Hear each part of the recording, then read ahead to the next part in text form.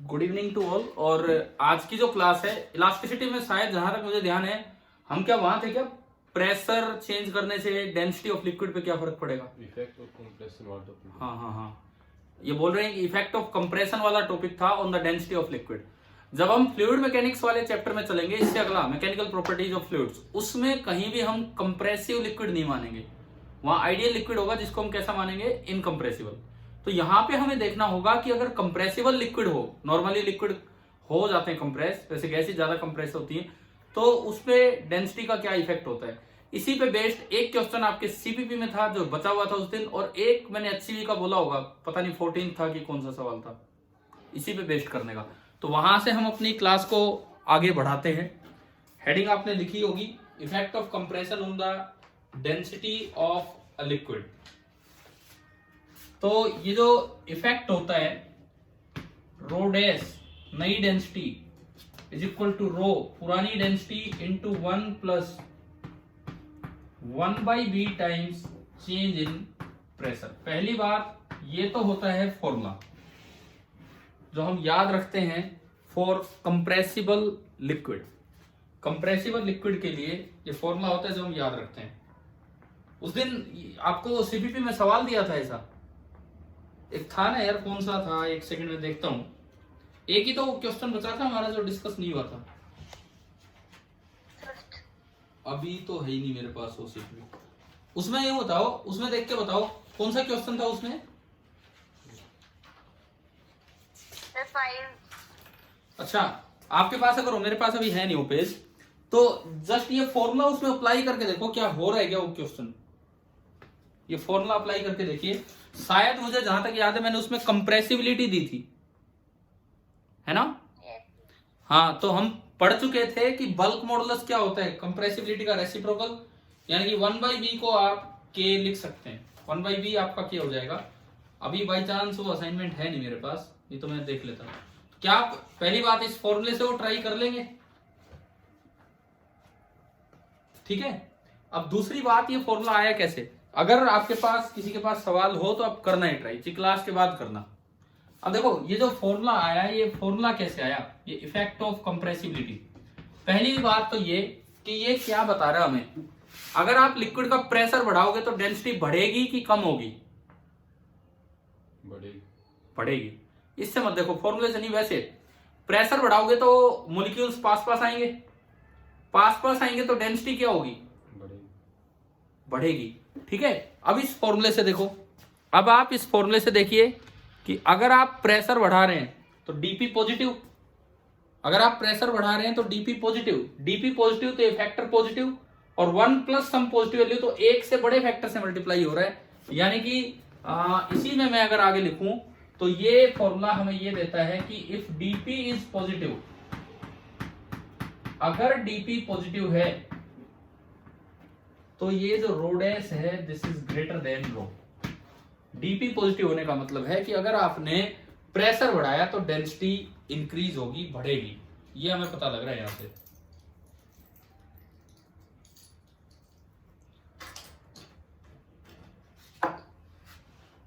अब इस चीज को हम किस तरह लेके आए, दो तरीके हैं, या तो पहले लिखो बाद में लिखो और फिर चेंज वेंज निकालो, वो थोड़ा बड़ा है।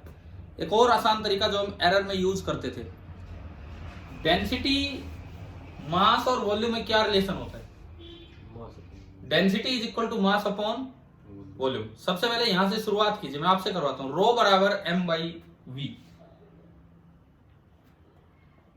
रो बराबर m/v लिखा आपने। एरर हमें बताता है, कई बार इस तरह के फॉर्मूले आए ना तो आप लॉग ले लो, कोई रैंडम से एक्सप्रेशन आते हैं, लॉग लेके डिफरेंशिएट कर दो, उससे वो एरर टाइप फॉर्मेट में चला जाएगा। आप एक बार करो फिर मैं करूंगा। रो बराबर m/v taking logarithm on both sides, taking log on both the sides, log to the base e। क्या इक्वेशन बनी, क्या इक्वेशन बनी आपकी, log ऑफ रो बराबर, आप थोड़ा सा हिम्मत रखो, खुद लिखो फिर मैं बोर्ड पे लिख दूंगा। log ऑफ रो बराबर log of m/v। log a upon b क्या होता है, log a अपॉन b क्या होता है, log A minus log B। तो आप वहां तक पहुंच गए। देखिए 2-3 स्टेप जो मैंने बोले, डेंसिटी होती है मास अपॉन वॉल्यूम।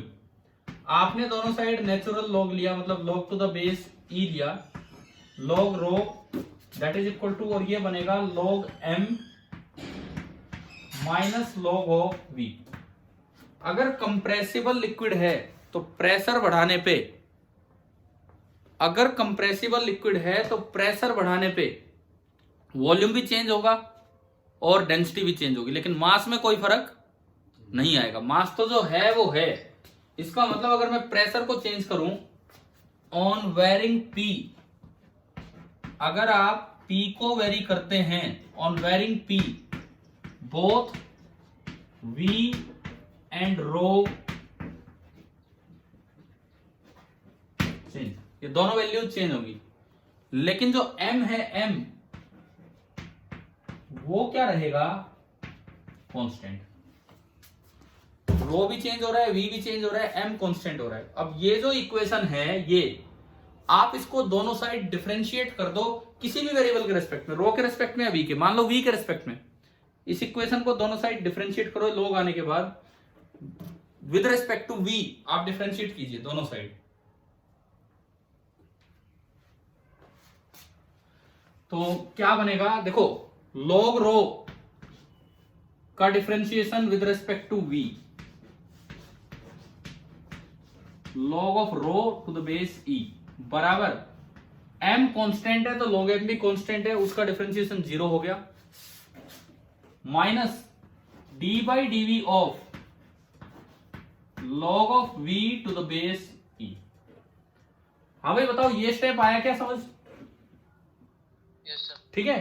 अब देखिए रो का V के रेस्पेक्ट में, तो चेन रूल कहता है पहले रो के रेस्पेक्ट में कर लो और फिर अलग से लिख दो। तो रो का रो के रेस्पेक्ट में होगा, log रो का होगा 1 बाई रो और इनटू हो जाएगा डी रो अपॉन dv। क्या डिफरेंशिएशन आ गया समझ कैसे किया हमने? ठीक है, इज इक्वल टू माइनस यहां केवल और केवल 1 बाई वी, केवल 1 बाई वी, और यहां से मेरे पास इस dv को ऊपर भेज दो तो माइनस dv बाई वी की वैल्यू आ गई मेरे पास, माइनस dv बाई वी की वैल्यू आ गई डी रो अपॉन रो। हमने डिफरेंशिएट करके माइनस dv बाई वी निकाला और वो निकल के आ गया डी रो अपॉन रो, इतना आ गया। अब इसके बाद बल्क मॉडुलस को यहां इंट्रोड्यूस करना है। तो बल्क मॉडुलस की क्या डेफिनेशन थी? बल्क मॉडुलस की डेफिनेशन क्या थी, मतलब फॉर्मूला क्या था बल्क मॉडुलस का? एक मिनट में कोई कपड़ा इसको साफ कर दीजिए।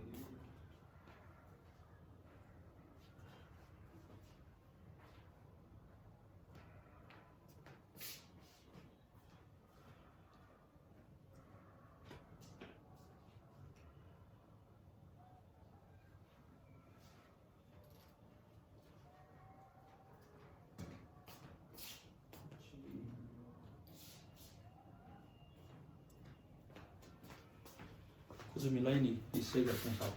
देखो हमारी इक्वेशन नंबर 1 आ चुकी है। अब मैं उसका यूज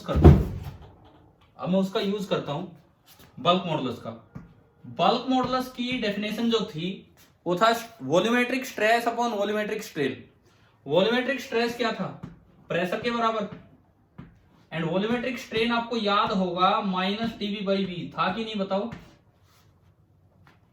वॉल्यूमेट्रिक स्ट्रेन बताओ, थोड़ा याद आ गया ना ये तो, है ना? और फॉर फ्लूइड्स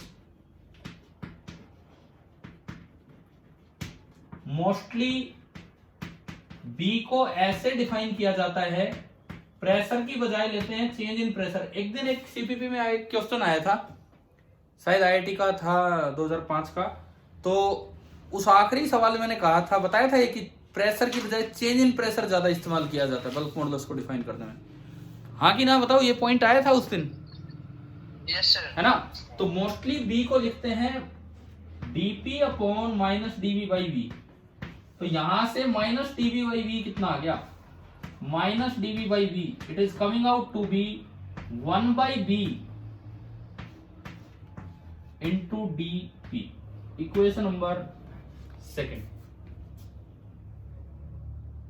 ये dp है, ये d रो है, इसका ध्यान रखना। अब आप एक काम करो, इक्वेशन 1 और 2 को इक्वेट करके पहले डी रो निकाल लो और डी रो को लिख देना रो डैश माइनस रो, और उससे देखो ये फॉर्मूला आता है कि नहीं। मैं अभी आया, आप कीजिए काम।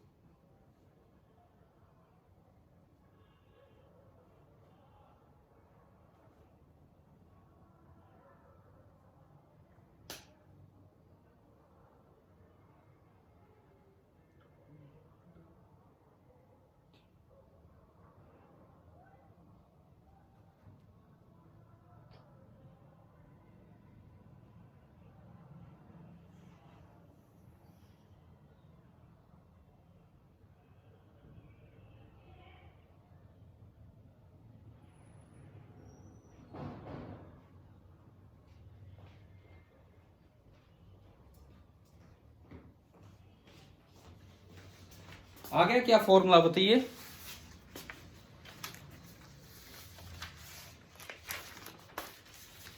हाँ भाई, ये फॉर्मूला आया कि नहीं आया? ये जो ऊपर वाला फॉर्मूला है, नहीं आया? नहीं आया, किसी का भी नहीं आया।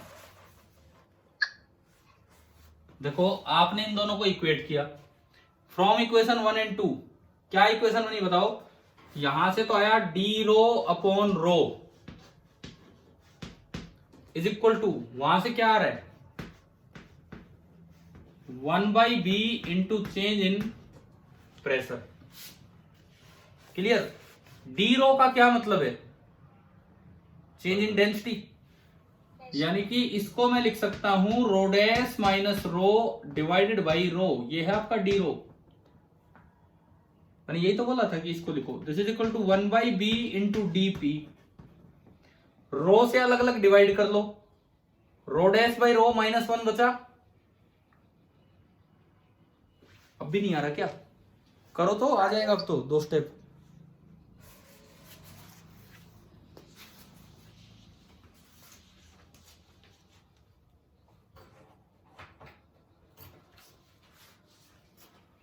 आगे सर।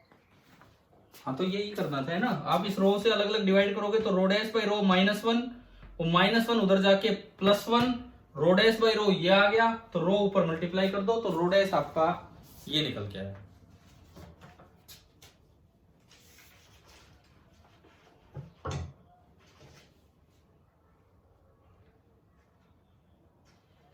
लेकिन इसमें एक कंडीशन लगा देना कि this formula is valid only for small changes, क्योंकि डी रो को रो माइनस रो डैश लिखना तभी ठीक है जब ये चेंज स्मॉल है, नहीं तो डी रो होता ही नहीं।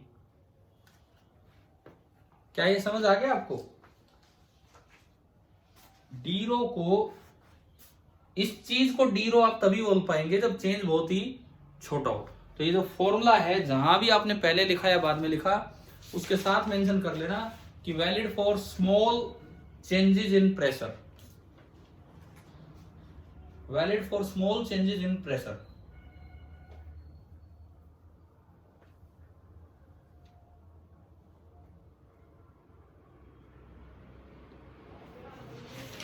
अच्छा, लिक्विड में सुनो कितनी कंप्रेसिबिलिटी आती है। थोड़ा सा एक फ्लूइड का फॉर्मूला यूज होगा, लेकिन आपने 9th 10th में पढ़ रखा होगा।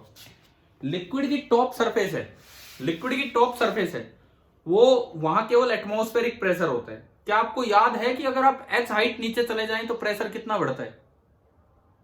अगर लिक्विड की डेंसिटी रो है, acceleration due to gravity g है, और आप h हाइट नीचे चले गए तो प्रेशर कितना बढ़ेगा बताओ? अगर याद हो तो एक फॉर्मूला 9th क्लास से, रो जी एच सुना है? रो जी एच, या नहीं आया कभी भी? Yes sir.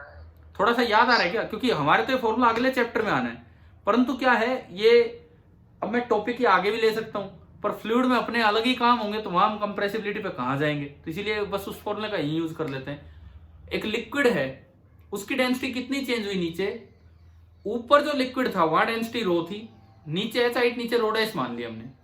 ऊपर प्रेशर केवल एटमॉस्फेरिक प्रेशर है, नीचे आओगे एच नीचे तो पी एटमॉस्फेयर प्लस रो जी एच प्रेशर होता है, तो ऊपर से नीचे आने में चेंज कितना होगा प्रेशर का, रो जी एच। तो लिक्विड में कभी भी पूछा जाए ना कि एच नीचे डेंसिटी कितनी बड़ी है, तो आप समझ गए हो क्या देखना है, ऊपर क्या प्रेशर था, नीचे क्या प्रेशर है, चेंज रो जी एच है, तो यानी कि डीपी की जगह आपको क्या रखना होगा, रो जी एच। और अगर क्वेश्चन में कंप्रेसिबिलिटी दे रखी है तो 1/b की जगह आप क्या लिख देंगे, के। क्लियर? ठीक है, यहां पे मैं ये बना के दिखा देता हूं आपको। आपने ये तो लिखा ना वैलिड फॉर स्मॉल चेंजेस, अगर प्रेशर में थोड़ा बहुत चेंज है तो उसके लिए वैलिड है। देखते हैं, ये मैं पता नहीं क्या उठा लाए घर से यार, पंगे करवाओगे।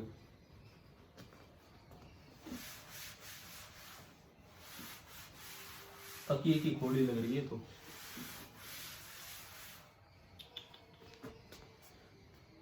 चलो कोई नहीं, देखा जाएगा जो होगा इसका असर।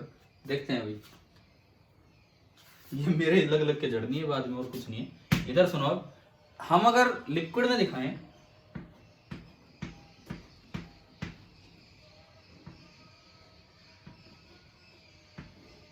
एच हाइट नीचे, मान लो आपको ये दिया गया कि this is a liquid of, अक्सर कंप्रेसिबिलिटी दे दी जाती है, this is a liquid of compressibility K, this is a liquid of compressibility K. यहां जो प्रेशर है दैट इज पी एटमॉस्फेयर, तो नीचे आएंगे तो प्रेशर धीरे धीरे चेंज होगा, ठीक है। यहां हम थोड़ा सा ही प्रेशर चेंज मानते हैं, पी एटमॉस्फेयर प्लस रो जी एच। अच्छा, अब कोई सोचे यार ये रो भी रो, जब रो ही लिख दिया फिर रो डैश कैसा, हम बहुत बड़ा चेंज नहीं मान रहे, तो हम ऑलमोस्ट नियरली डेंसिटी वहां से यहां तक कितनी मान रहे, रो ही मान रहे। रो यहाँ की डेंसिटी है, वैसे यहाँ लिक्विड की डेंसिटी। तो जब आप यहाँ लिक्विड की डेंसिटी लिखेंगे, यहाँ एग्जैक्ट डेंसिटी लिखेंगे, मैं अगर उसे रो डैश बोलूं, आपने वो फॉर्मूला लगाया, रो ऊपर वाली डेंसिटी 1 प्लस 1/b की जगह में क्या लिख सकता हूं, 1/b की जगह कंप्रेसिबिलिटी। पढ़ा है ये हमने, पढ़ा है कि नहीं बताओ, कंप्रेसिबिलिटी रेसिप्रोकल ऑफ बी। तो 1/b की जगह के, और कितना चेंज इन प्रेशर हुआ यहां से यहां आने में, डीपी, यहां से यहां आने में प्रेशर चेंज कितना हुआ, रो जी एच। तो अगर लिक्विड्स में, फ्लूइड वाले चैप्टर में ऐसे सवाल नहीं आते हैं, ये इलास्टिसिटी वाले चैप्टर में इसी में आते हैं, तो अगर लिक्विड में देखना पड़े तो इस तरह से आपको नीचे डेंसिटी लिखनी होगी। एग्जाम्पल लिख लेना, एग्जाम्पल, प्रूफ तो हो लिया, ये एक एग्जाम्पल चल रहा है।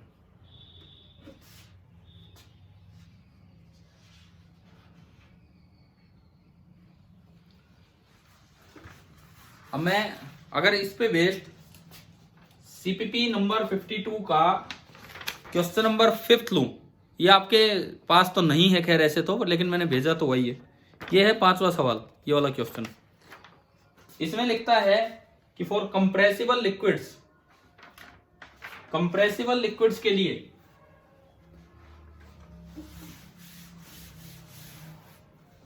For compressible liquids the density increases as the pressure is increase. ये तो हमने पढ़ ही लिया, डेंसिटी बढ़ेगी जैसे जैसे प्रेशर बढ़ेगा। कंसीडर लिक्विड ऑफ डेंसिटी रो, ये एवरेज डेंसिटी है, वे रो है, आप टॉप पे रो मान लो, एंड कंप्रेसिबिलिटी के। ये तो सेम ही सवाल है जो अभी बताया मैंने, अभी जो बताया था वही लगभग काम रिपीट होना है इसमें। सीपीपी 52 का क्वेश्चन नंबर 5 में देख रहा हूं। Consider liquid of density rho and compressibility K, if the pressure is increase by dp, मतलब थोड़ा बड़ा है, तो change in density of the liquid d rho is, d rho कितना होगा। ये तो यार 4 ऑप्शन दे रखे हैं सीधे सीधे, क्या हमने पढ़ नहीं लिया, अभी अभी भी पढ़ा था। ये आपके सामने फॉर्मूला भी लिखा हुआ है, आप डी रो यहां से लिख सकते हैं, रो डैश इंटू रो। मैं इसको लिखूं तो rho dash is equal to rho plus rho into 1/b into dp, और रो डैश माइनस रो अगर आप करेंगे तो वही तो डी रो होगा, that is equal to rho 1/b को मैं क्या लिख सकता हूं, कंप्रेसिबिलिटी, और साथ में चेंज इन प्रेशर तो बोला ही डीपी है। वैसे मैंने कहा अगर आप एच नीचे जाएंगे तो प्रेशर चेंज रो जी एच होगा। तो अब अगर मैं यहां देखूं, ये डायरेक्ट ही आ रहा है, ये डी रो हो गया आपका, डी रो। ऐसा ऑप्शन इसमें चौथा ऑप्शन है, उसमें लिखा है रो इंटू डीपी इंटू के। कंप्रेसिबल लिक्विड्स फ्लूइड में नहीं आएंगे। जो इलास्टिसिटी में जो क्वेश्चन बनते हैं वो मैं आपको यहां बता रहा हूं, क्योंकि वहां हम केवल इनकंप्रेसिबल लिक्विड पढ़ रहे होंगे। तो ये सीपीपी इसका ना एक यही सवाल बचा था उस दिन जो हमने छोड़ा था 52 का। क्या ये सभी को समझ आ गया है कि लिक्विड में कैसे क्या चेंज होते हैं? ठीक है। और मैंने आपको इस पे बेस्ड एक क्वेश्चन करने को दिया था, इस पे बेस्ड भी बोला होगा कि एचसीबी का क्वेश्चन नंबर 14 देखना, एचसीबी का क्वेश्चन नंबर 14। तो हर्षित हो गया क्या, बताओ? मैंने सेंड किया था आपके पास। अच्छा नहीं, मैं सॉरी मैं देख नहीं पाया हूँ, लेकिन अच्छा उस दिन की बात है क्या जब वो क्वेश्चन नहीं थे मेरे पास, आपने भेजे थे एक दिन शाम को? अच्छा अच्छा ठीक है। वैसे आंसर मैच हो गया था? Yes sir. ठीक है, फिर तो सही किया होगा। हर्षित ये लो भाई सीपीपी ले लो, और इसमें ना ये दो साइड है, लेकिन एक साइड विदाउट आंसर है और एक साइड विद आंसर है। लो T2। देखिए जो क्वेश्चन नंबर 14 है, ओशियन में डेंसिटी में चेंज पूछ रहा है। आप घर पे करोगे, बिल्कुल ये चीज अप्लाई करनी है। इसके बाद चाहे थोड़ी जगह छोड़ लेना, और एचसीबी क्वेश्चन नंबर 14 यहाँ कॉपी में ही कर लेना, ताकि आपको ध्यान रहे कि हाँ ये चीजें कैसे करनी होती।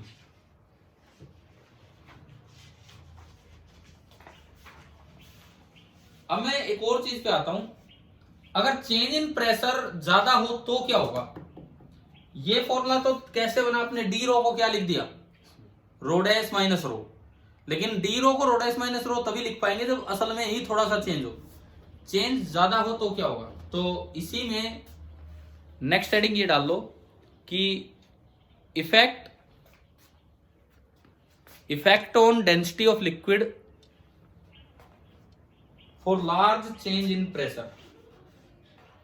Effect on density of liquid for large change in pressure.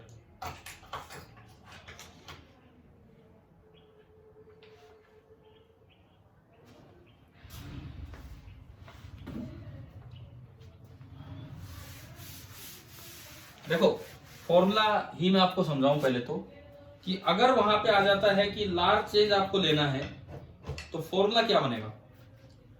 ये इसकी बजाय फॉर्मूला आता है rho dash is equal to rho upon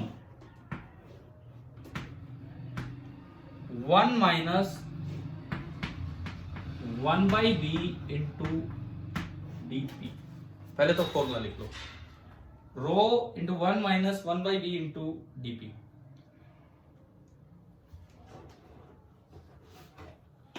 पहली बात तो आपको अगर ध्यान आए, इससे कब बनेगा, हमने ग्रेविटेशन जब अपना चल रहा था क्लासेज में तो इफेक्ट ऑन ग्रेविटी पढ़ाया था लास्ट डे शायद, हाइट का डेप्थ का, आखिरी में हम वही थे ना शायद उन दिनों। करवाया था सर। हाँ, तो क्या उसमें बाइनोमियल का यूज करवाया था? Yes sir. तो अगर आप इसको ऊपर ले जाओ, पावर कितनी होगी, -1 है ना। और फिर मैं उसमें कंडीशन लगा दूं कि अगर डीपी बहुत कम है तो ये पूरा ही बहुत छोटा हो जाएगा, पूरा बहुत छोटा हो जाएगा तो पावर इधर आके मल्टीप्लाई होगी, और माइनस माइनस क्या बन जाएगा, +1। तो ये तो आप साइड में लिख के दिखा दो, बिकॉज प्रूफ तो अभी कर लेंगे। साइड में ये लिख दो कि if DP is very small, if DP is very small, तो ये 1/b डीपी भी स्मॉल ही होगा, क्योंकि 0.01 से ये छोटी सी नंबर ही मल्टीप्लाई होते हैं तो थोड़े रहते हैं। फिर इसको ऊपर ले जाओ पावर -1 बना के, और फिर बाइनोमियल का यूज करके और वो दिखा दो कि ये तो वहां आ ही गया।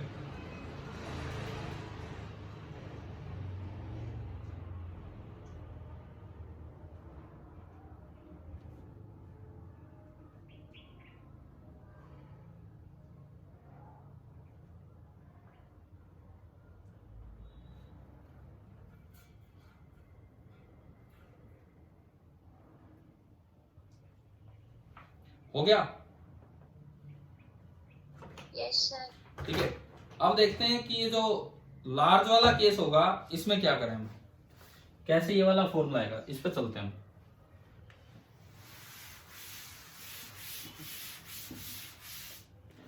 देखिए, डेंसिटी का फॉर्मूला होता है मास अपॉन वॉल्यूम, ये सिंपली डेंसिटी का फॉर्मूला। मास तो कांस्टेंट ही होता है इन सभी चेंजेस में, यानी कि rho is inversely proportional to V, rho is inversely proportional to V. इसका मतलब मैं ये कह सकता हूं कि rho one by rho two that is equal to V2 by V1, rho one by rho two is equal to V2 by V1। इसका क्या मतलब है, देखो सपोज डेंसिटी रो थी और उस वक्त वॉल्यूम था V, और मान लो डेंसिटी चलो चेंज होके कुछ भी रो प्लस डेल्टा रो मैंने बोली, और वॉल्यूम चेंज होके हो गया V प्लस डेल्टा V, कोई भी पॉजिटिव नेगेटिव हो सकता है ना।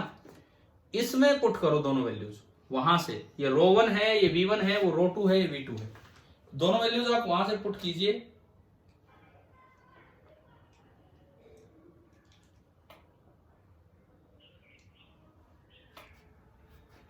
क्या बनेगा, rho one rho upon rho two rho plus delta rho is equal to V1 ना V2, V2 कितना V प्लस डेल्टा V और अपॉन V।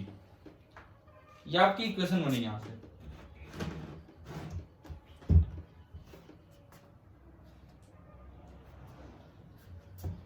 हम इसको इस तरह से यूज करेंगे, रेसिप्रोकल लेके, rho plus delta rho upon रो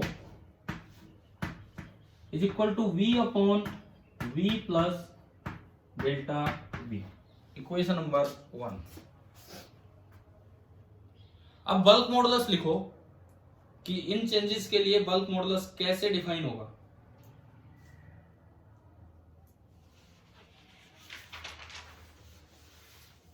बल्क मॉडुलस की क्या डेफिनेशन होती है,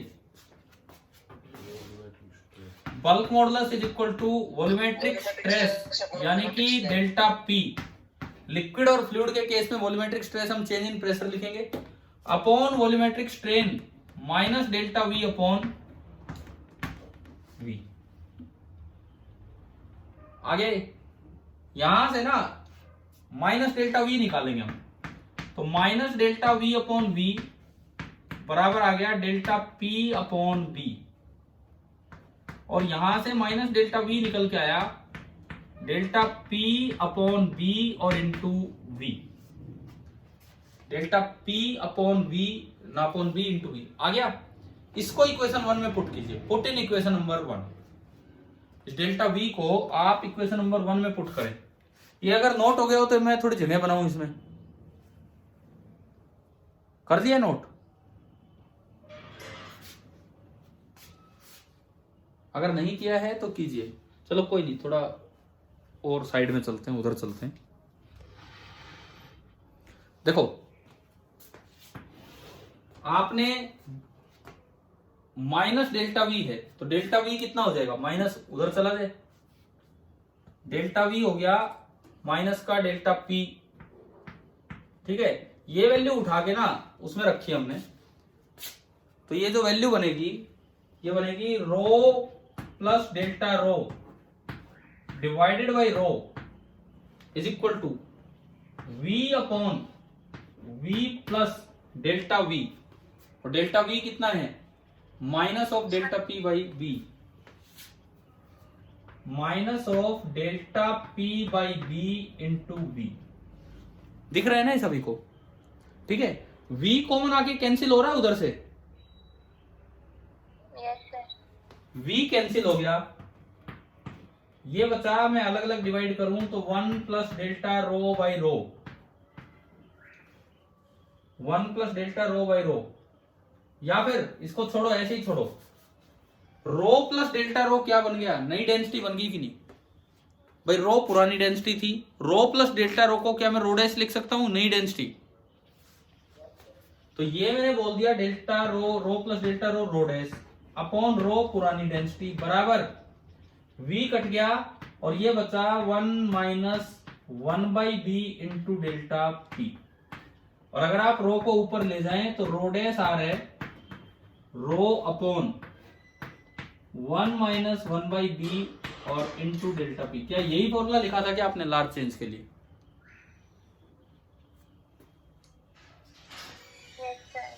ठीक है, तो ये हमारा फॉर्मूला इस तरह से भी डेराइव हो गया। ये बड़े चेंजेस के लिए है और छोटे के लिए जाए तो फिर डिनोमिनेटर में नहीं जाना पड़ेगा, बाइनोमियल लगा के हम ऊपर आ जाएंगे। क्लियर? इस टॉपिक के साथ एटलीस्ट कंप्रेसिबल फ्लूइड का मैंने बोला कि इलास्टिसिटी वाले चैप्टर में HCV में 14th क्वेश्चन है, जरूर अपना ट्राई करके रखना क्या सवाल है क्या नहीं। ठीक है, कुछ बच्चों ने कर लिया है, कुछ ने नहीं किया है, इसलिए मैं बोल रहा हूं ये काम। कल का यार एक डिस्कशन सुन लो कि किस काम पे होना है। एक बार अर्षित हो दिखाना भाई, मैंने उसमें एडिशनल होमवर्क दिया है आपके। मैंने 3 CPP दिए हैं अभी तक छोटे छोटे, 50, 51, 52। मुझे लगता है हर एक सवाल डिस्कस हो चुका उनका तो। ठीक है, अब कल जो इसमें एडिशनल होमवर्क दिया है, एक CPP और मैं आपको दूंगा कल, लेकिन इसमें जो एडिशनल होमवर्क है आप उसके ना एक्सरसाइज वाला पार्ट कंप्लीट करेंगे पहले।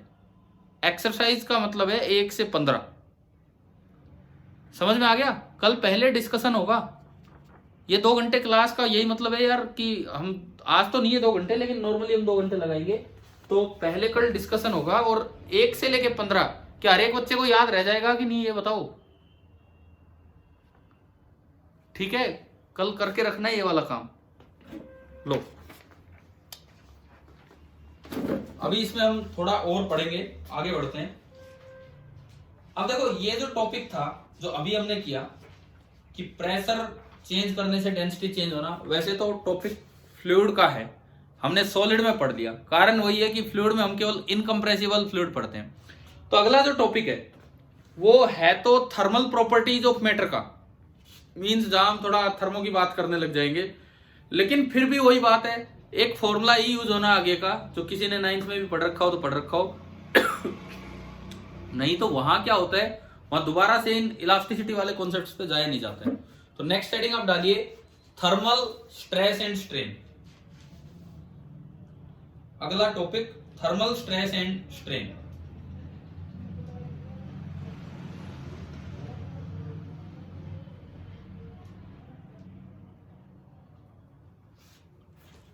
आपने ये सुना होगा, पता होगा आपको कि एक मेटल को अगर आप गर्म करते हैं, जैसे रेलवे ट्रैक्स वगैरह होती हैं, सर्दियों में ना गर्मियों में एक्सपेंड कर जाती हैं, सुना है ये? पढ़ाते भी हैं छोटी क्लासेस में, ये चीजें भी आ जाती हैं। तो आप जब मेटल का टेम्परेचर बढ़ाते हैं तो वो थोड़ा सा एक्सपेंड कर जाता है, पता है कि नहीं पता है बताओ, ये है ना? तो ये उससे आते हैं, थर्मल स्ट्रेस स्ट्रेन उससे आते हैं। कैसे आएगा सुनिए। सपोज ये कोई मेटल है और अभी जो उसकी नेचुरल लेंथ है वो है L, यंग्स मॉडुलस Y, इस तरह से दे दिया, और इसका जो टेम्परेचर है वो T है। मैं एक क्वेश्चन की तरह शुरुआत करवा रहा हूं।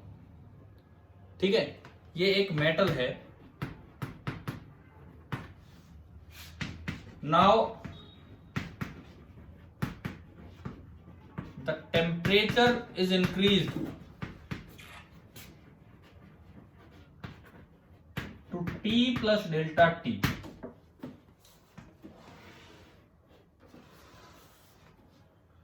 और इससे इसकी नई लेंथ इंक्रीज होगी L plus delta L, temperature increase होने से। अब जो नया टेम्परेचर है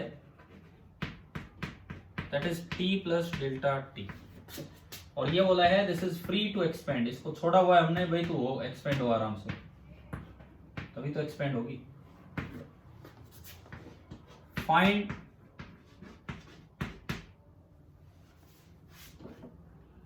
longitudinal strain, find longitudinal strain in the wire. कीजिए एक बार ये सवाल, लिख लीजिए ढंग से और कीजिए।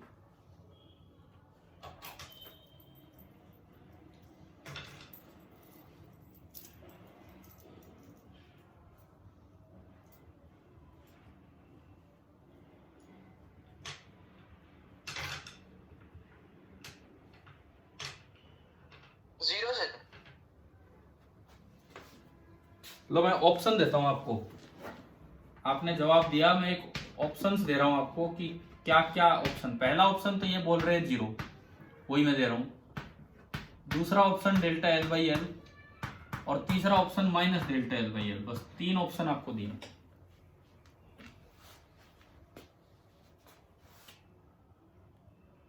बी। बी, ये एक स्टूडेंट बता रहे हैं बी। हाँ भाई, और भी कोई जवाब दो। देखो एक बच्चे ने 0 जवाब दिया है, एक ने डेल्टा एल बाई एल जवाब दिया है।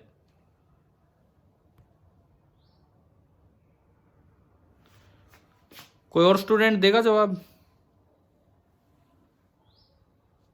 कोई भी अपनी मर्जी से, मैं नाम लूं उससे बढ़िया खुद ही बताओ ना।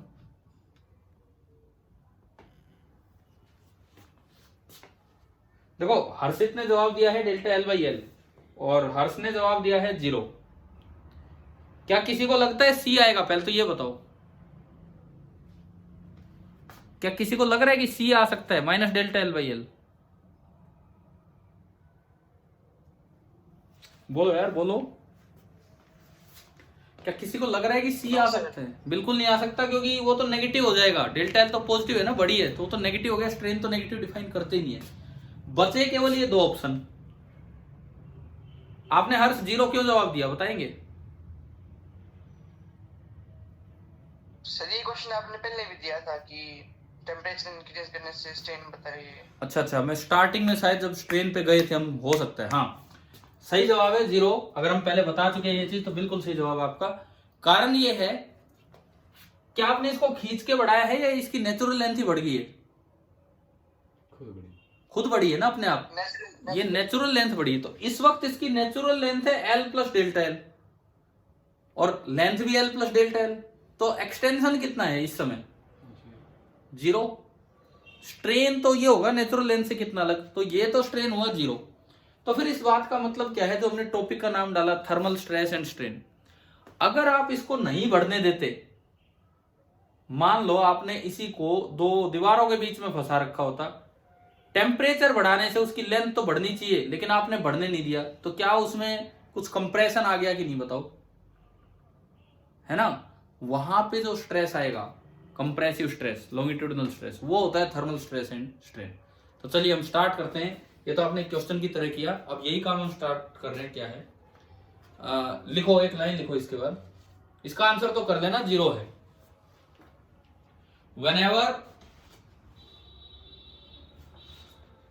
whenever the temperature of metal is increased, whenever the temperature of metal is increased, the metal expands, the metal expands। कितना एक्सपेंड करता है? अब ये फॉर्मूला फिर, जैसे अभी फ्लूइड का यूज हुआ था रो जी एच, अब ऐसे एक अगले चैप्टर का फॉर्मूला यूज हो रहा है, वो हम देखें।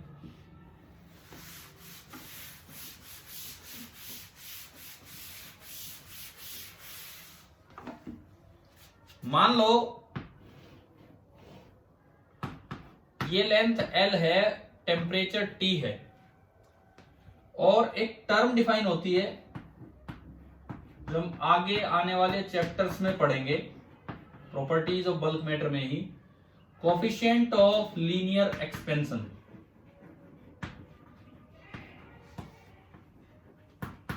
सिंबल इसको देते हैं अल्फा, सिंबल इसको देते हैं अल्फा, और इसकी जो यूनिट होती है, डिग्री सेल्सियस इनवर्स बोल दो चाहे केल्विन इनवर्स बोल दो, ये इसकी यूनिट होती है, डिग्री सेल्सियस इनवर्स या केल्विन इनवर्स। आगे आने वाले चैप्टर्स का काम है, लेकिन यहां यूज होगा अब इसमें इलास्टिसिटी में ना। तो ये देखो, आपने इसको गर्म किया, मैं कहता हूं कि टेम्परेचर इंक्रीज करके आपने कितना कर दिया, T प्लस डेल्टा टी, तो इसकी लेंथ जरूर कुछ बड़ी होगी, इसकी नेचुरल लेंथ जरूर कुछ बड़ी होगी और वो होगी एल प्लस डेल्टा एल। अब ये देखो, ये डेल्टा एल किस पे डिपेंड करेगा, किस पे डिपेंड करेगा वो सुनो। Delta L is proportional to, सबसे पहली बात कि आपने टेम्परेचर कितना बढ़ाया, भाई ज्यादा टेम्परेचर बढ़ाओगे तो लेंथ ज्यादा बढ़ेगी, तो delta L is proportional to delta T, पहली चीज तो ये। दूसरी बात, एक छोटी सी वायर ली, उसका टेम्परेचर 2 केल्विन बढ़ाया, और एक बड़ी वायर ली, उसका टेम्परेचर 2 केल्विन बढ़ाया, कौन ज्यादा बढ़ेगी बताओ? एक बार सुनो इधर, मैंने एक सेंटीमीटर लेंथ की वायर ली, उसका टेम्परेचर 2 केल्विन बढ़ाया, और मैंने एक 5 सेंटीमीटर लेंथ की वायर ली, तो क्या 5 वाले में एक सेंटीमीटर, हाँ 5 वाली को आप ऐसे देखो ना, एक सेंटीमीटर की 5 वायर होगी कि नहीं?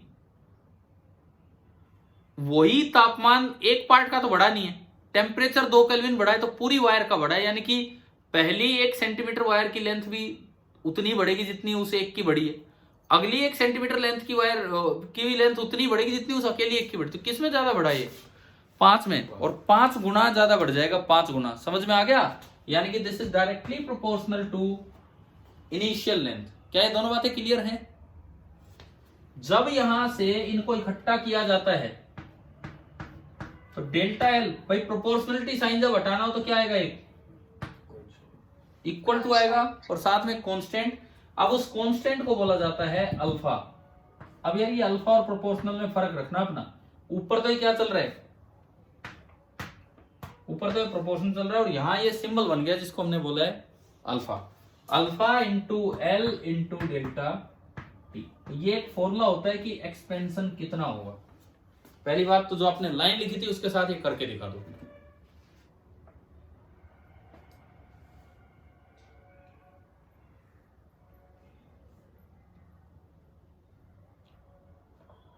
अच्छा, अब बात आती है कि इसमें स्ट्रेस कहां से आएगा। आपने तो फ्रीली एक्सपेंड होने दिया, तो मैंने अभी बताया आपने दीवारों में इस रोड को डाल रखा था, तो अगर दीवार थोड़ी चौड़ी हो जाएंगी वो तो वहीं रहेंगी, तो इसकी लेंथ बढ़नी चाहिए और फिर भी आप बढ़ने नहीं दे रहे, वहां पे आएगा स्ट्रेस।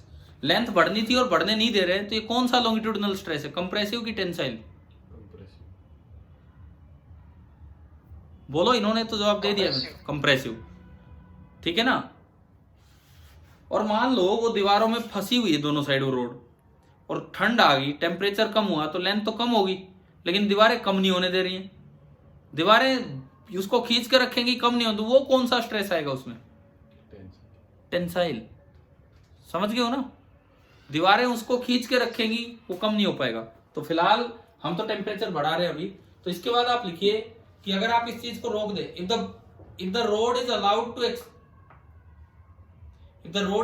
टू एक्सपेंड फ्रीली, पहले तो मैं वो लाइन लिखवा रहा था, वो अभी ऊपर आई थी। If the rod is allowed to expand freely, no stresses are induced. If the road is allowed to expand freely, no stresses are induced. तो कोई स्ट्रेस इंड्यूस नहीं होंगे। But if it is prevented, अगर इसको नहीं होने दिया ऐसा, but if it is prevented, thermal stresses, इनको टेम्परेचर स्ट्रेस भी नाम दे दिया जाता है। थर्मल स्ट्रेसेस और temperature stresses are induced in the road.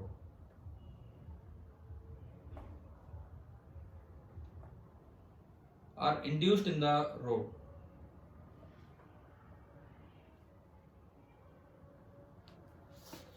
अब देखो, इसको थर्मल स्ट्रेस को यूज करें अब एक क्वेश्चन में।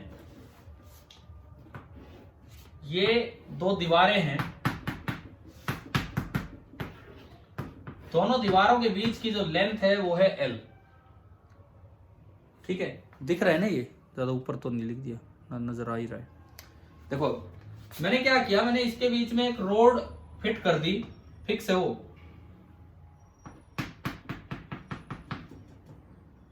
इसका टेम्परेचर है T, और इस T टेम्परेचर पे इस रोड की जो नेचुरल लेंथ है, नेचुरल लेंथ वो हमने बोल दी L। जो एरिया ऑफ क्रॉस सेक्शन है रोड का, एरिया ऑफ क्रॉस सेक्शन वो है A, और जो यंग्स मॉडुलस है मटेरियल का, मेटल का, वो कितना है Y। ये है सवाल। ये है कि if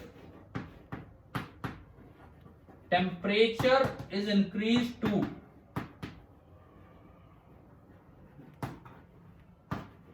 T plus delta T, अगर आपने टेम्परेचर को T प्लस डेल्टा T बढ़ा दिया, then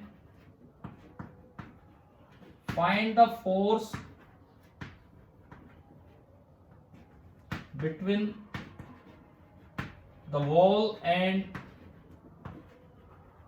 one end of rod. दीवार और एक एंड के बीच में जो हॉरिजॉन्टल फोर्स बना होगा वो आपको बताना है, और कोई नहीं। कभी सोचो वेट भी बैलेंस हो रहा है, वो नहीं, ये जो इस वजह से आया है ये।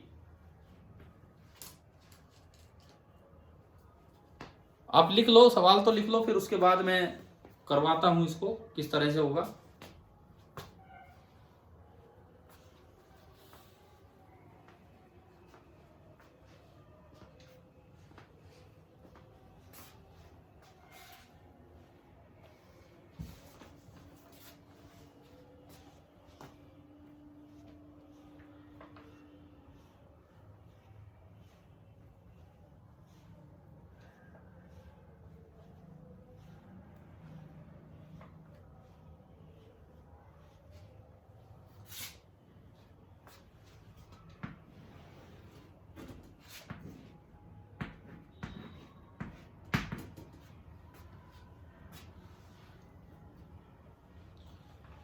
लिख लिया है ना क्वेश्चन? तो सॉल्यूशन देखिए, टेम्परेचर आपने बढ़ा के कर दिया T प्लस डेल्टा T, तो ये बताओ नेचुरल लेंथ कितनी होगी T प्लस डेल्टा T पे?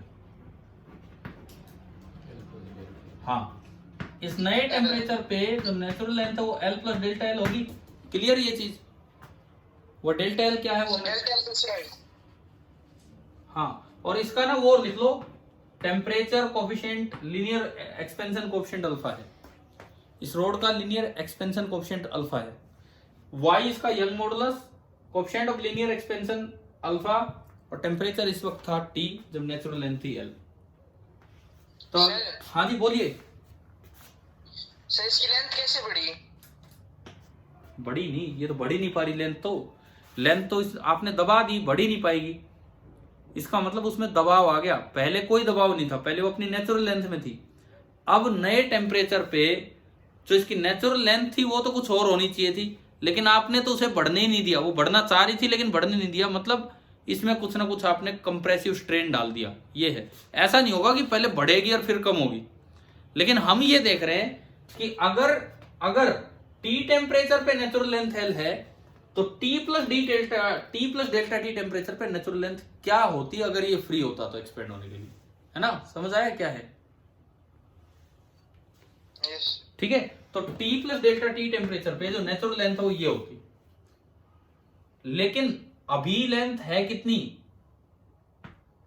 इस वक्त जो लेंथ, इस वक्त इसकी लेंथ दिख कितनी रही है आपको? L। तो स्ट्रेन क्या होता है? Change in length upon original. वैसे तो चेंज का मतलब होता है final minus initial. Final minus initial तो आ जाएगा माइनस डेल्टा L, लेकिन हमने पढ़ा है कि चेंज को हमेशा कैसा रखना है? पॉजिटिव। तो बड़ी में से छोटी घटाओ, तो चेंज तो कितना आया? डेल्टा L बाई, ये तो चेंज हो गया डेल्टा L। और नेचुरल लेंथ कितनी इस वक्त? L plus delta L। आप पहले बताओ क्या स्ट्रेन लिखना आ गया? हाँ जी भाई बताओ, अगर इसमें कोई कंफ्यूजन है तो दोबारा पूछिए। क्या स्ट्रेन लिखना आ गया आपको? Thermal strain. ठीक है, अब जो डेल्टा L होता है उसका फॉर्मूला हमने पढ़ा, वो होता है L इंटू अल्फा इंटू, वो अल्फा मैंने थोड़ा बाद में लिख दिया, आपने अल्फा पहले लिख रखा होगा, है ना? Alpha into L into delta T, जैसे आपने लिखा है उस तरह से अपना लिख लो। तो जो डेल्टा L होगा वो होगा alpha into L into delta T। लेकिन अल्फा बहुत बहुत छोटा होता है, इसका मतलब ये जो डेल्टा L है ना, ये बहुत छोटा होता है L से। तो ऐसे सवालों में कहीं भी L प्लस डेल्टा एल आएगा तो उसको हम लगभग लगभग L लिख दिया करेंगे बिना बताए। तो जो स्ट्रेन आया, स्ट्रेन ऊपर तो हो गया डेल्टा एल और नीचे आपका हो गया L। सबसे पहली बात ये हमने स्ट्रेन लिखा, थर्मल स्ट्रेन। ठीक है, अब यंग मॉडुलस का यूज करके लाओ थर्मल स्ट्रेस कितना होगा। कीजिए आप अगला स्टेप, यंग मॉडुलस का यूज करके थर्मल स्ट्रेस लेके आओ कि कितना होगा।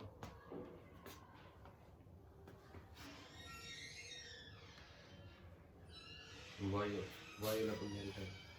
हाँ, हम बढ़े आगे। यंग मॉडुलस का अगर आप यूज करते हैं, Young modulus is equal to stress upon strain, ये होगा। तो अगर मैं यहां से स्ट्रेस लिखूं, stress, thermal stress y into strain, तो जो थर्मल स्ट्रेस आया वो आया y इंटू स्ट्रेन, और स्ट्रेन कितना है, डेल्टा एल अपॉन एल। अब जो थर्मल स्ट्रेस होता है वो होता है, मतलब कोई भी स्ट्रेस होता है, internal force per unit area, F by A ही तो होता था स्ट्रेस, वॉल्यूम थोड़ी। एरिया कितना है रोड का, ए। आप कोई भी क्रॉस सेक्शन बनाओगे, कोई भी क्रॉस सेक्शन, तो एरिया ए है। ठीक है, एफ इंटरनल मान लो कुछ भी जनरेट हुआ, तो मैं इस सिग्मा को लिख सकता हूं F internal upon A, and it is coming out to be Y into delta L by L. ये आ गया। यहां से एफ इंटरनल निकाल लो और डेल्टा एल की वैल्यू पुट कर दो जो हमने एक्सपेंशन कोएफिशिएंट का यूज करके पढ़ी थी। ये डेल्टा एल की उसमें वैल्यू पुट कर दो, alpha into L into delta T, और वहां से एफ इंटरनल निकाल लो क्या आ रहा है।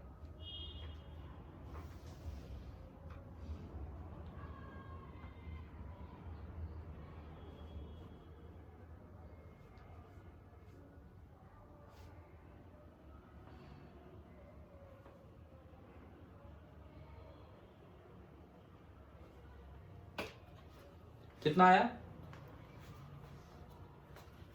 यहां में, अगर इसको अल्फा वाई ए इंटू डेल्टा, हाँ एफ इंटरनल आएगा, देखिए ए ऊपर जाके मल्टीप्लाई होगा, एक वाई था एक डेल्टा एल था, डेल्टा एल आपका यहां लिखा हुआ है alpha into L into delta T, एक ए मल्टीप्लाई होगा, छोटे ही में लिख पा रहा हूं, डिवाइड बाई एल, एल से एल कट गया, तो जो एफ इंटरनल आया मेरे पास, एफ इंटरनल वो आ रहा है वाई अल्फा डेल्टा टी और इंटू ए, यही आ गया होगा सभी का, y alpha delta T into A. ठीक है, अब बताओ रोड पे बाहर दीवार ने कितना फोर्स लगाया होगा। आपका क्वेश्चन में यही पूछा था कि दीवार ने कितना फोर्स लगाया, तो उसके लिए मैं मिटा दूं अगर, हाँ देखो ये मैंने मिटाया, आप यहां से कहीं से भी इसको ब्रेक कर दो, कहीं से भी, दीवार दबा रही है क्योंकि ये फैलना चाह रहे थे लेकिन फैल नहीं पा रहे हैं, तो this is F by wall. इसका मतलब इधर से जो फोर्स लगा होगा वही तो इंटरनल होगा, क्योंकि ये तो रेस्ट पे ही है, और ये लग रहा होगा एफ इंटरनल। मैंने एक जगह ब्रेक करके इसको दिखा दिया, और ये है रेस्ट पे, इसका मतलब F by wall is equal to F internal, और एफ इंटरनल अभी जो हमारा निकल के आया था एफ बाई वॉल होगा, वो आया था Y into alpha into delta T और into area of cross section. ये आ गया। समझ आया कि नहीं आया ये वाला क्वेश्चन? ठीक है, अब मैं इससे मिलता जुलता एक रिजल्ट आपको बताता हूं, क्योंकि आपने सवाल किया है तो वो याद रख लेना, कहीं यूज हो जाए तो। क्या ये लिख लिया आपने यहां तक? हाँ जी भाई, हो गया है सभी का? ठीक है, अब इससे रिलेटेड एक रिजल्ट आप लिख लो कि ये तो था एक स्ट्रेट रोड, अगर ये अब फिर वो थर्मो पे बात जा रही है। अब ये कंप्रेसिबिलिटी वगैरह हम यही पढ़ लेते हैं, लिक्विड की बजाय अगर गैस आ जाए तो उसमें क्या होगा, जैसे तो सॉलिड था यहाँ पे। देखिए similarly when the temperature of a gas Similarly, when the temperature of a gas enclosed in a vessel